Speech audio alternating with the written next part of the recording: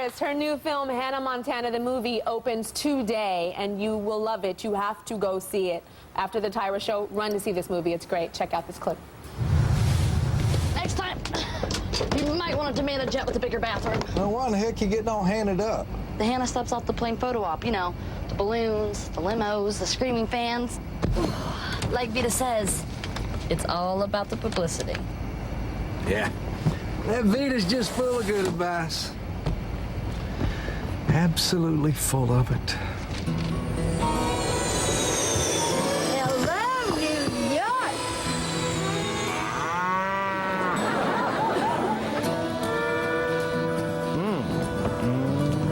Looks like your limo's here.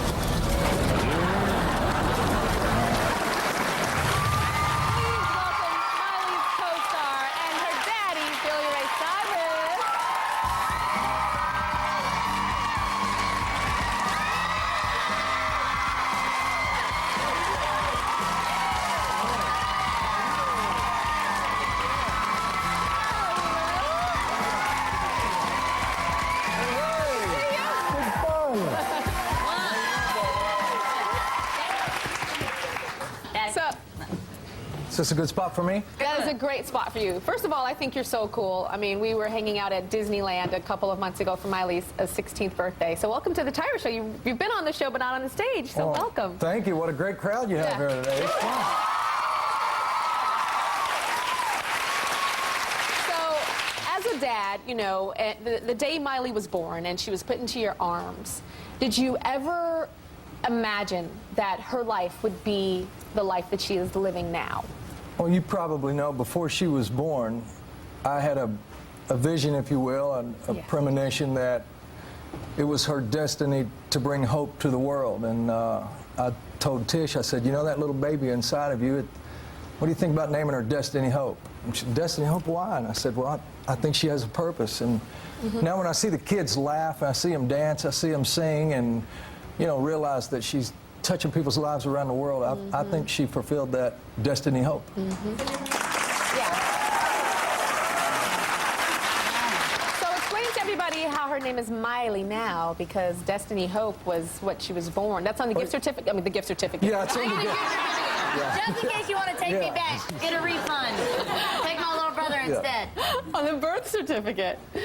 Destiny Hope is on your birth certificate. Yeah. Oh, that's right. But, you know, to this day, I don't think I've ever once called her Destiny Hope. No. From the very first time I ever held her, she just had this little smile on her face. And I start saying, oh, look, she's smiley. And, you know, start talking baby talk, and you start dropping the first letters, and pretty soon it just became Miley. Look, she's Miley. And Miley. I just always called her Miley. I wonder if that's Tennessee. Smiley, Miley. You know? A little bit of that. Miley, Miley. Yeah, You know, you used just to kinda have a whole drops. poem for it, but I don't remember.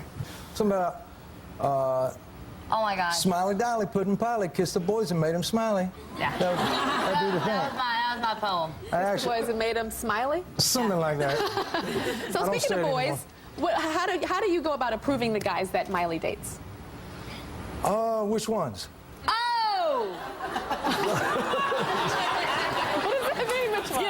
Yeah. Miley's always had a lot of friends, you know, boyfriends, That's a lie. girlfriends. I have not had any friends. I'm just kidding. She's always had a lot of friends, so, you know, I've always just told her, you know, to have one good friend is worth 10 boyfriends or girlfriends. To have one friend you can really count on, you know. I heard that you want to make sure that she doesn't date somebody that, like, you used to be like.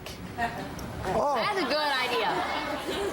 definitely. I mean, you know, definitely. Okay, well, we asked Miley a few questions earlier, and she wrote down her answers. We're going to ask Billy Ray the same questions, and we're going to see how they match up. The first question is, what is Miley's biggest pet peeve about you? Oh, about me? Yeah. She hates for me to recite Thomas Edison. That actually is a lot better than my answer, so you got that right. Okay, what's yours? That he's always late, but I'm always late too. Yeah? So I got it from him. But actually the Thomas Edison thing is way better because he says it 1,000 times and then he asked me to repeat it and I still don't know it because he said it so many times and now I just tune it out. And like if he finds something he really wants to say, like on the way here, he finds a phrase that he really likes to say and then he says it at the end of everything like it should make sense. Like, And what's the new it does- phrase you're saying at the end of everything right now? Tell him. We were talking about the car. Tell him. You go ahead. At the end of everything, he's like, it's a different kind of animal. And you're like, what does that mean? Okay, This is the next question. What was the most trouble Miley ever got into as a child, as a kid? Most trouble. Please remember this. Oh, let me think about it. I got in trouble a lot. I'm drawing a blank on her getting in trouble. The windows. Oh, she knocked out our own window. She knocked out your windows? Yeah, Wow. With a rock. He's like, if you're gonna I said, if you're like, gonna throw a rock at a window, please don't do it at our own house. like do it at someone else, That's what most people do. Like go to like the mean person on the street or something, knock out their windows, not your own. But me and my brother, it was really funny. I don't know why. We thought it'd be so fun to knock out these windows. So dumb. And my brother, my older brother Trace, who is now 20, is like still upset about throwing the rocks in the window. He's like, I love The that rocks in the barn. window. Yeah. So on your CD, there is this song that I love called Butterfly. And it's with you and Miley together. That song touched me. I mean, it's in the movie and it's on your CD as well. So tell me, like, did you guys write that together, or like, how did that come about? Well, that song was written by Glenn Ballard, and Glenn's wrote some big records, including Man in the Mirror for Michael Jackson. Oh, and it just was the right song in the right place in the film. A lot of people have been commenting on it. And yeah, it's on the CD Back to Tennessee. But it's different. And all of y'all are getting a copy of Billy Ray Cyrus's new CD. And it has